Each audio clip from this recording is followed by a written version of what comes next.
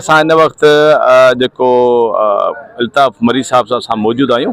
हिन वक़्तु जेमखाने में जेको वॾो प्रोग्राम ऑर्गेनाइज़ थियो, उते जेको आहे नॉमिनेट थिया आहिनि जनरल सेक्रेटरी लाइ अॻिली इलेक्शन लाइ। अचो त हुन सां ॻाल्हि जी। अल्ताफ़ मरी साहब, असांखे हीअ ॿुधायो त तव्हांखे पहिरियों त मुबारक हुजे जो तव्हांजे दोस्तनि हिते अची तव्हांखे सेलेक्ट कयो आहे 2026 इलेक्शन जे लाइ।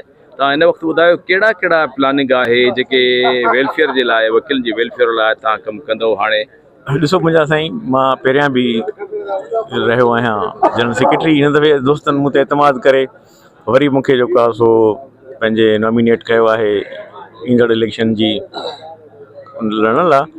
जीअं असांजो पहिरियों टेन्योर हुयो, मां उन में ड्यूरिंग कोविड असांजो आयो टेन्योर, उन में जेके वकील दोस्तनि जी तमामु सिंध हुकूमत खां वरातूं वठी उन्हनि खे इलाही सामान वग़ैरह पुॼायोसीं।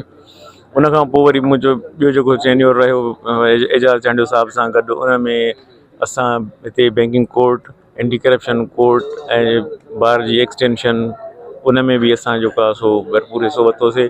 अॻिते हली आईंदा हाणे दोस्त खे उमेदु आहे त वरी जेको आहे इलेक्शन खटाईंदा, त जेके बि मनसूबा असांजा पाइप लाइन में आहिनि उन्हनि खे वरी जेको आहे सो अमली जामो पाराईंदासीं। साईं, हिन वक़्तु तव्हां घणनि सालनि खां जनरल सेक्रेटरी जी सीट ते न आहियो, पोइ बि असांखे हर जाइ ते जोशीला ऐं मोहबत वारा ऐं नौजवान नज़र ईंदा हो। त हर वकील जे करे थाणो हुजे, जेल हुजे, किथे बि वकील जो मसइलो हुजे, तव्हां मूंखे हर ॻाल्हि ते हर जाइ ते नज़र ईंदा हो।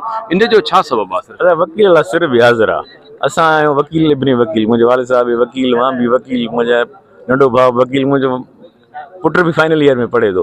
वकीलनि सां सिर लॻे। जिथे बि वकील दोस्त फ़ोन कंदा आहिनि, थाणो हुजे, अस्पताल हुजे, तव्हां मूंखे ज़रूरु ॾिठो हूंदो।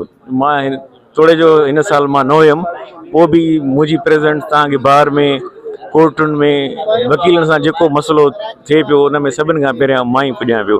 छो जो असांजो जेको बि आहे फ़र्ज़ु सम्झी कंदा आहियूं वकील दोस्तनि जी ख़िदमत। साईं, हिन वक़्तु जेको 20 तारीख़ ते इलेक्शन थी रही आहे, हुन में तव्हां नॉमिनेट थिया आहियो, ठीकु आहे। उन खां बाद में तव्हां छा चवंदो? सर, उहे बि पंहिंजा दोस्त आहिनि, वकील आहिनि, जेको ॾिसूं केरु थो अचे। इलेक्शन विढ़णु हर कंहिंजो जमहूरी हक़ आहे, वेलकम कंदासीं जेको अचे। इनशाला उनखे इलेक्शन खटींदासीं पाण।